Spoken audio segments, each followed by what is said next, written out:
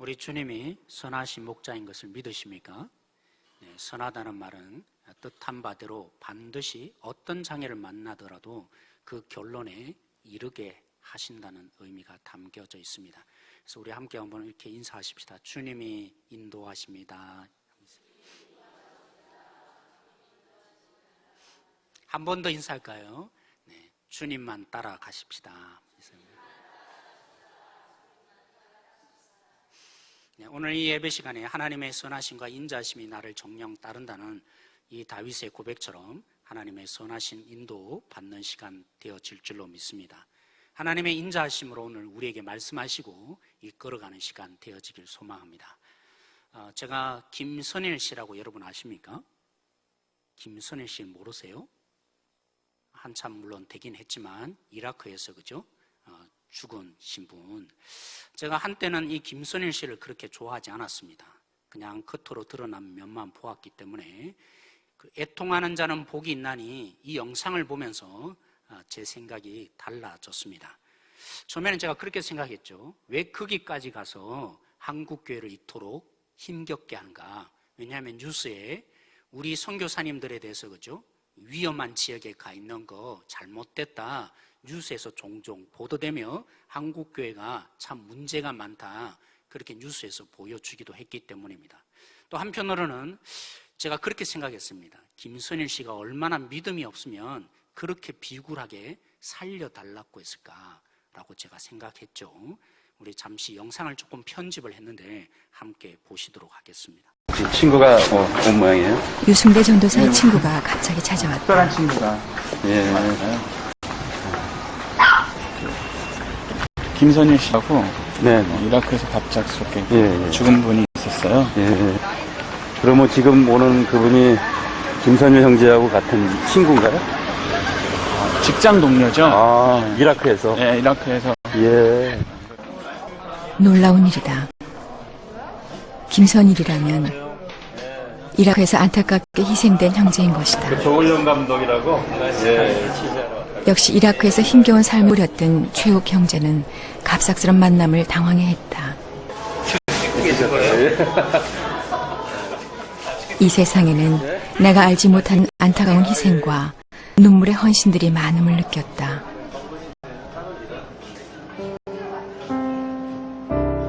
이 나라만 아니라 온 세상을 떠들썩하게 했던 충격적인 사건. 나 또한 이 고통을 잊고 있었다. 선일 형제의 안타까운 절규를 외면하고 살았다. Life is important, and my life is important. 그 죽음의 의미는 무엇일까? 그게 믿음이라고 생각을 해요. 믿음이요? 예, 오히려 더 그런 일을 겪으면서 이래도 가야 하는 게 맞나 보다. 예. 이렇게 고통을 그냥 안고 가지만 가야 하는 게 맞나 보다. 이게 믿음인가라는 어떤 그런 생각을 좀 많이 하게 됐어요. 예. 주님은 왜 이렇게 안타까운 죽음들을 나에게 소개하시려는 것일까?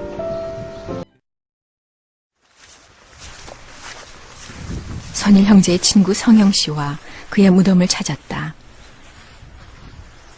평소에 알지는 못했지만 그 처절한 애통을 기억하지 못한 것이 너무나 미안했다. 거기에 그들을 사랑하는 마음으로 끝까지 남아 있었기 때문에 그 죽음의 의미가 하나님 앞에서는 승리의 의미가 있다고 생각합니다. 누가 뭐라고 그래도 적어도 이라크에 대한 사랑이 없었다면 가지 않았을 거고 죽을 뻔한 고비도 그거 말고도 여러 번 있었는데 돌아오지 않았던 것도 자기가 이라크에 품었던 하나님 앞에 약속과 마음들 때문에 못 돌아온 것이기 때문에.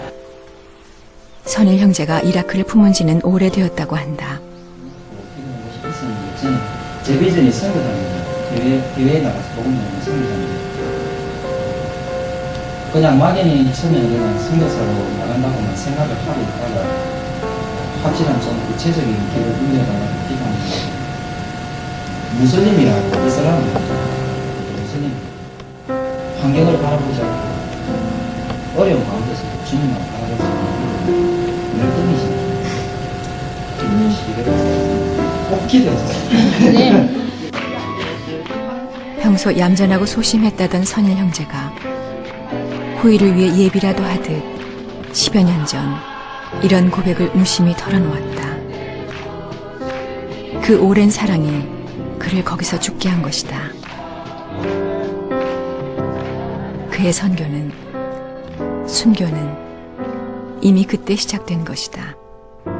차츰차츰 안개는 거치고 하나님 지으신 빛이 뚜렷이 보이리라. 가는 길이 멀고 험하게 보여도 하나님은 절대 실수하지 않습니다. 지금은 우리가 볼 수 없지만 이 안개가 거치게 될 때는 하나님의 뜻을 분명히 알 수 있을 것이다 라는 걸 결론을 냈어요. 그래서 저는 이 영상을 보면서 부끄러워졌습니다.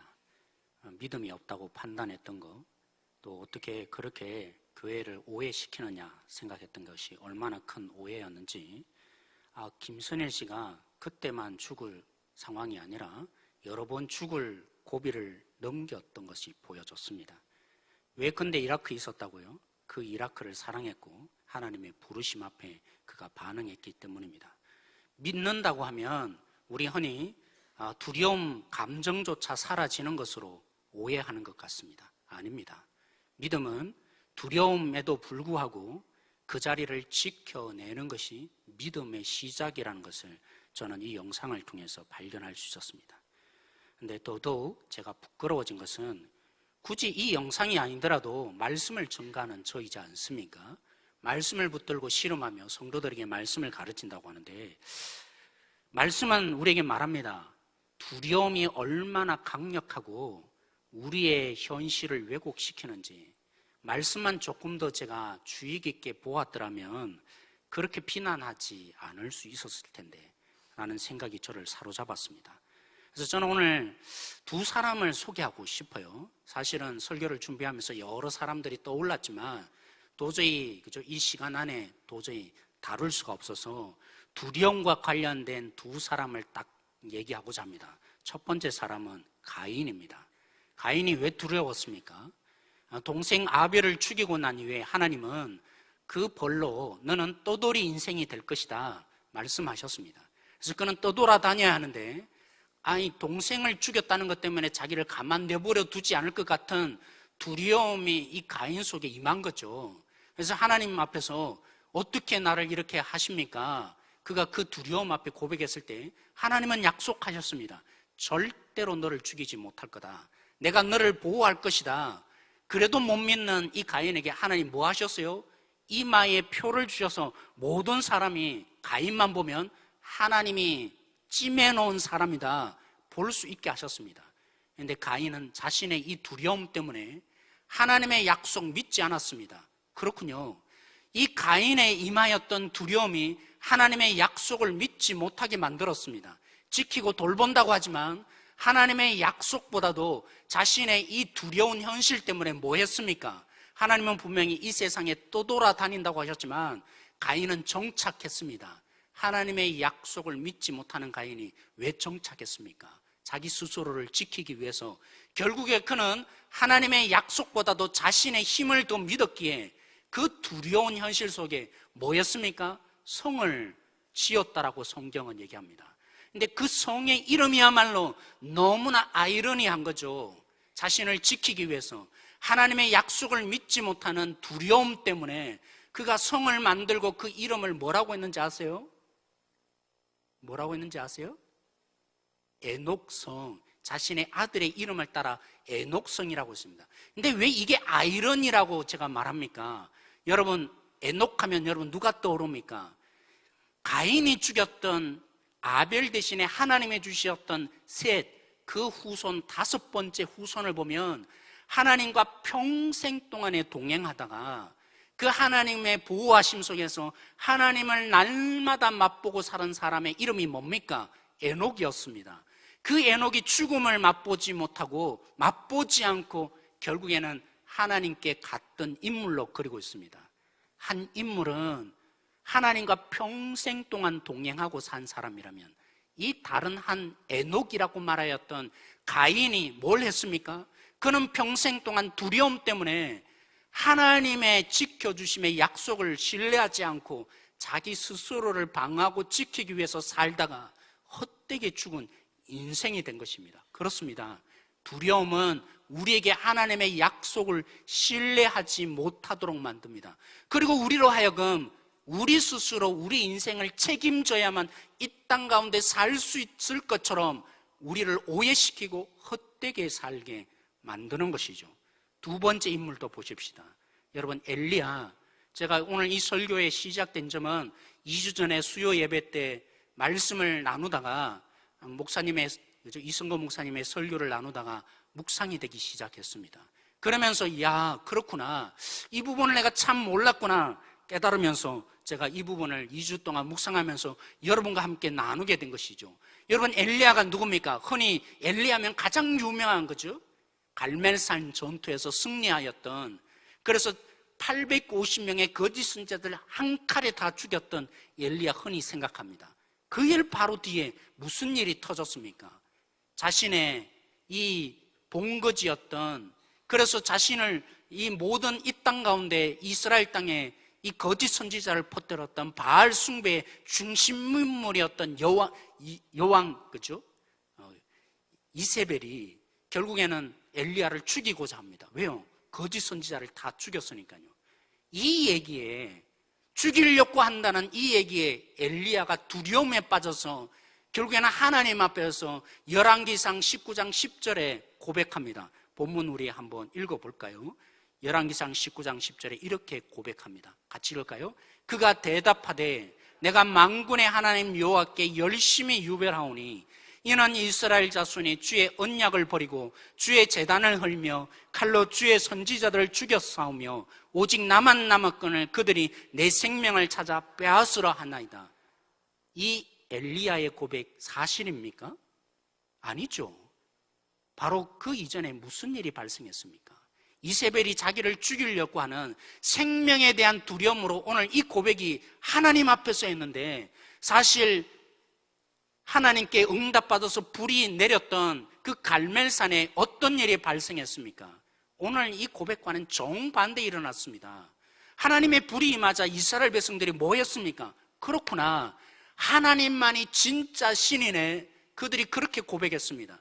이제까지는 거짓 우상에 빠졌던 이스라엘 백성들이 불이 임하는 사건을 보고 하나님께 돌아오는 일이 발생했습니다. 그런 그들이 정말 하나님의 선지자를 그때 이후로 다 죽였습니까? 오히려 거꾸로였죠. 거짓 선지자 남김없이 죽이는 일이 발생했습니다. 나만 남았다라고 했지만 사실 아니죠. 하나님을 위해서 다시 회복되는 역사가 일어났고, 그 엘리야가 갈멜산 바로 그 이후에 다시 단비를 이스라엘 땅에 내리는 사건을 통해서 하나님과 관계가 다시 회복되었다, 언약의 관계가 다시 회복되었다 보여주는 사건이 그때 일어난 것이죠. 그런데 엘리야가 왜 이렇게 말합니까? 자기를 죽이려는 두려움이 하나님의 역사도 까먹게 만들고 하나님의 역사도 왜곡시키는 현상을 만든 것이죠. 두 사람만 봐도 그렇죠. 두려움이 얼마만큼 우리로 하여금 강하게 우리를 매여 있게 만들고 우리를 왜곡시키는지 볼 수 있습니다.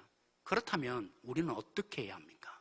그러나 사랑하는 성도 여러분, 우리 그리스도인은 적어도 예수님을 믿는 사람은 이 두려움을 능히 이기는 능력자가 됩니다. 왜 그런 줄 아십니까?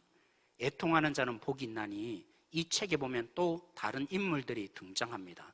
그 중에 한 인물 중에 고등학생이었던 김상열 군에 대한 얘기가 적혀 있습니다. 이 김상열이라는 아이가, 고등학생이 태국에 있는 빠마이족이라는 곳에 선교를 갔습니다. 선교 여행을 떠났습니다.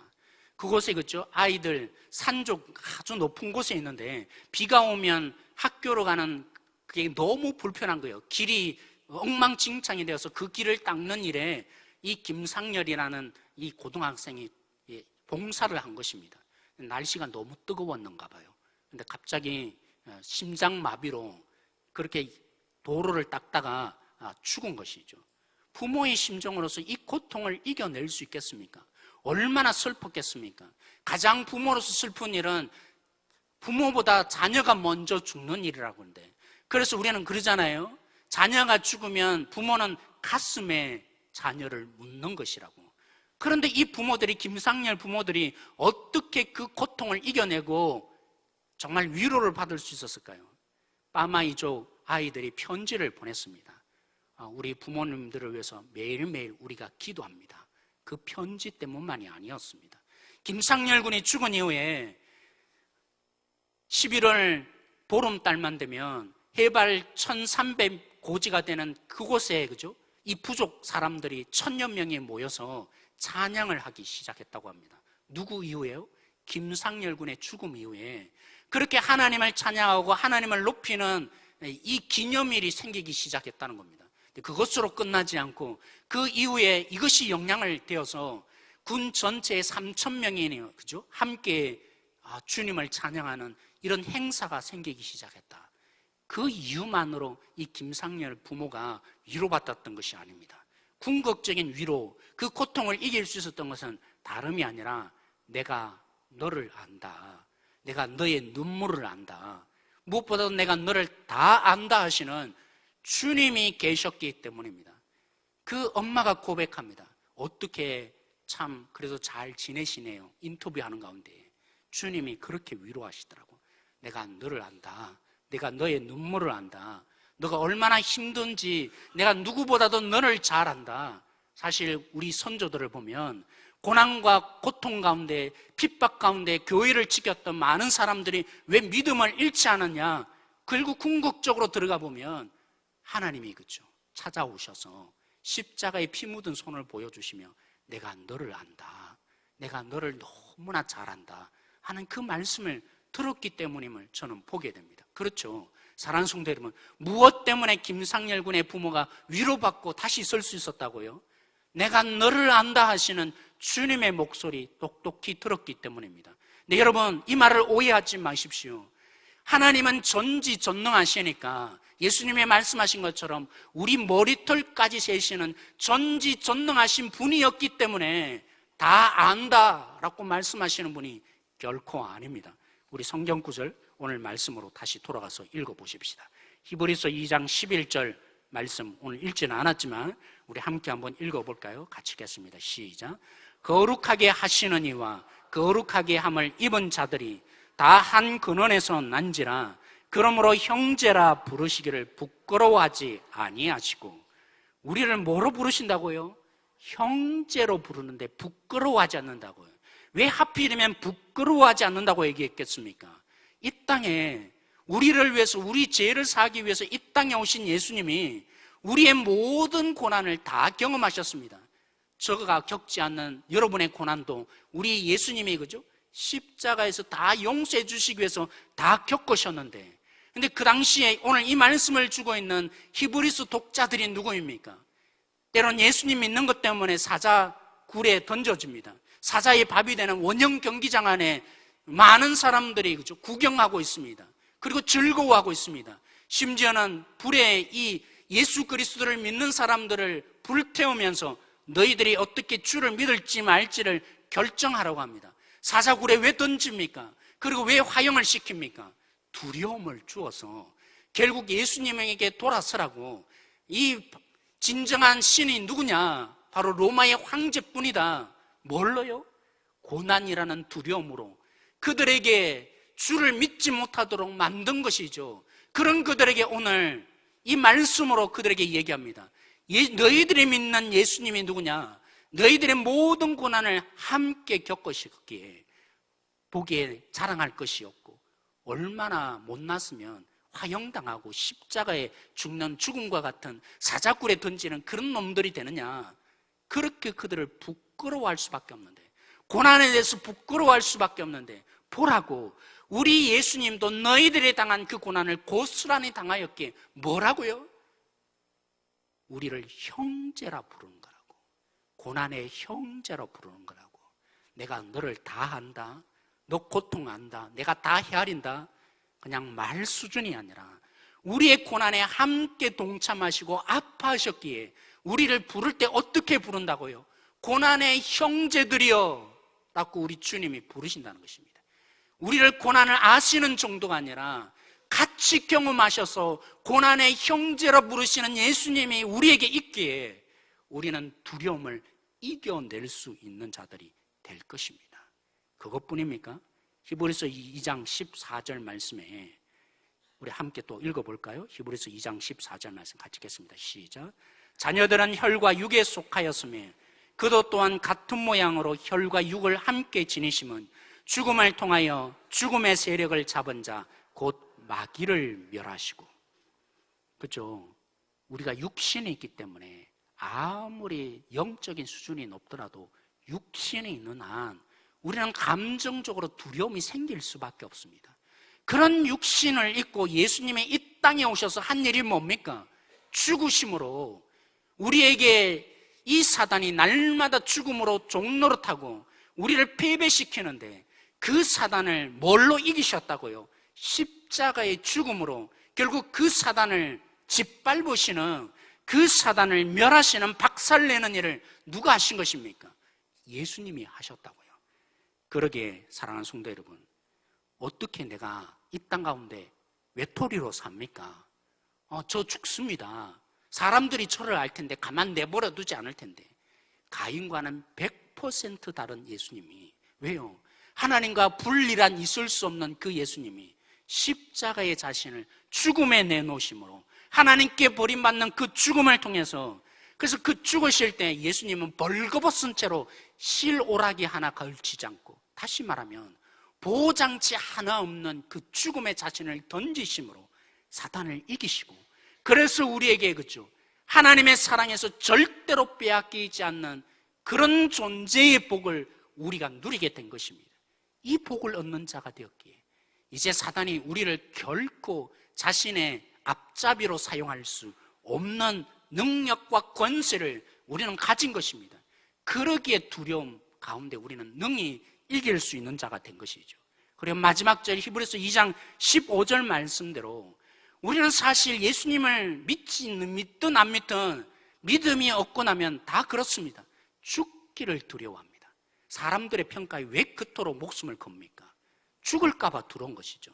저들에 의해서 외로움을 당하고 나 혼자 남아서 죽을 것 같으니까 사람들이 어떻게 보는가 전전긍긍하며 어떻게 해서는 그들의 마음을 얻기 위해서 노심초사하는, 죽을까 봐 두려워서 평생에 그렇게 종노릇하고 살던 자, 이제는 해방되었다고요.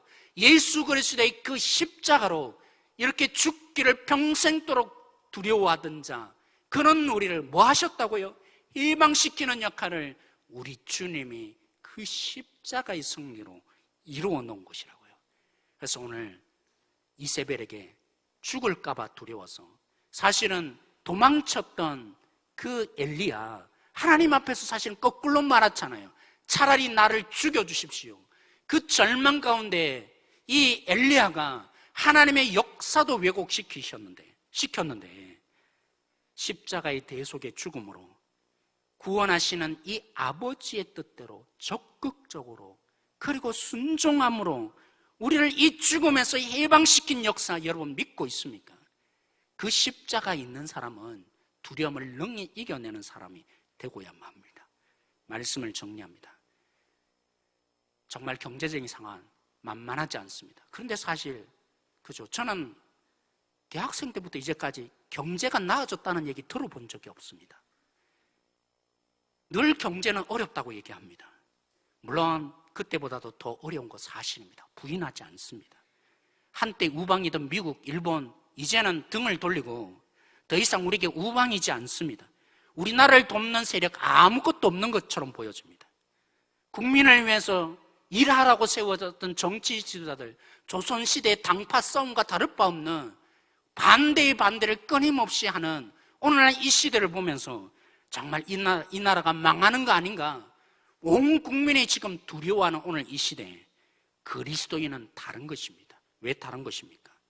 하나님의 약속, 하나님이 우리 가운데 말씀하신, 이루어내신 그 구원의 역사가 우리 속에 펼쳐져 있기 때문입니다. 다 안다고 하신 주님이, 우리의 고난의 형제라 부르기를 부끄러워하지 않는 주님이 우리 가운데 계시기 때문입니다. 우리 안에 있는 그 주님은 십자가의 죽음으로 사단을 멸하시고 평생도록 죽음을 두려워하여서 벌벌 떨고 살던 우리를 해방시키는 역사를 일으키신 주님을 우리가 믿고 있기 때문입니다. 마지막으로 영상 하나 보시도록 하겠습니다.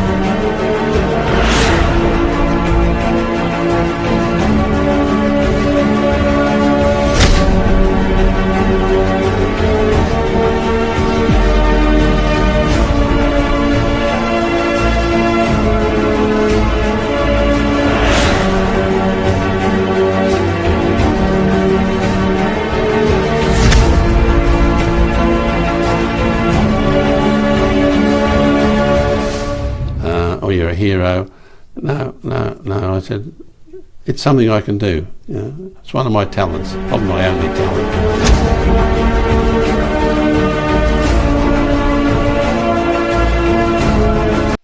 사랑하는 성도 여러분, 제임스 해리슨보다 우리는 더 큰 능력과 위대한 자로 주님이 우리를 구원하셨습니다.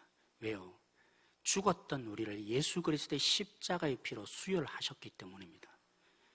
아담 이후에 풀 수 없었던 죽음의 종로하고 죽기를 무서워하던, 그리고 이것이 해결되지 않아서 날마다 우리는 방어체계를 쌓을 수밖에 없었던 이 죽음의 난치병, 희귀항체를 예수의 생명으로 우리 속에 불어넣으셨습니다. 그러니 평생에 죽기를 무서워 살던 오늘 이 땅의 사람들에게 예수의 생명을 불어넣고 싶지 않습니까? 주님을 수혈하고 싶지 않습니까? 살아도 주를 위해서 살고 죽어도 주를 위해서 죽는 자, 여러분 함께 되시길 소망합니다. 우리 함께 이 시간 기도하십시다.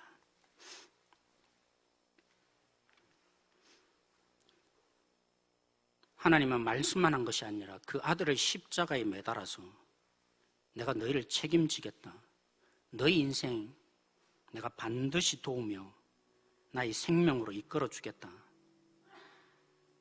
그렇게 말씀하셨음에도 불구하고 예수님 믿는다고 밥이 나오냐, 돈이 나오냐 하면 이 두려움의 정체는 과연 무엇입니까? 오늘 우리 각자의 두려움은 다 다릅니다. 그 두려움이 주님의 약속을 믿지 못하게 합니다. 예수 그리스도의 생명의 능력을 붙잡지 못하게 합니다. 주님의 역사를 왜곡시키고 오늘 이 땅 가운데 내가 내 인생을 책임져야 하는 것처럼 오늘도 우리를 두렵게 합니다. 그래서 우리는 모든 방법을 다 동원해보고 그래도 안 되면 마지막에 주님 날 좀 살려주십시오, 이랬던 우리들입니다. 이런 우리의 삶을 이 시간 회개하십시다. 다 아시는 주님, 우리가 겪는 고난을 다 겪으시기에 형제라 부르시는 주님을 믿게 해달라고 이 시간 기도하십시다. 죽음으로 우리를 통제하고 굴복시켰던 사단의 정체를 십자가로 무너뜨린 이기신 예수님, 평생을 죽음의 종노릇한 우리를 해방시키신 주님이 과연 내 안에 있습니까? 우리 가정 안에 있습니까? 우리 교회 안에 있습니까? 하나님이 오늘 이 조국교회에 한 번만 더 긍휼을 베풀어 달라고, 일제시대 때마다 6.25 시대, 5.1 쇼크의 IMF 시대에 성도들이 교회로 몰려와서 주님 살려달라고 부르짖었습니다. 근데 오늘 우리는 어떻습니까? 정작 망한다고 다들 얘기하지만 주님을 찾지 않는 오늘 우리를 바라보시는 주님이 어떤 마음을 품으시겠습니까? 오늘 우리 함께 이 시간 기도하십시다. 이 죽음을 이기신 예수 그리스도의 십자가의 심장을 오늘 우리에게 풀어 넣어달라고 우리 함께 이 시간 기도함으로 함께 나가길 소망합니다. 같이 기도하시겠습니다.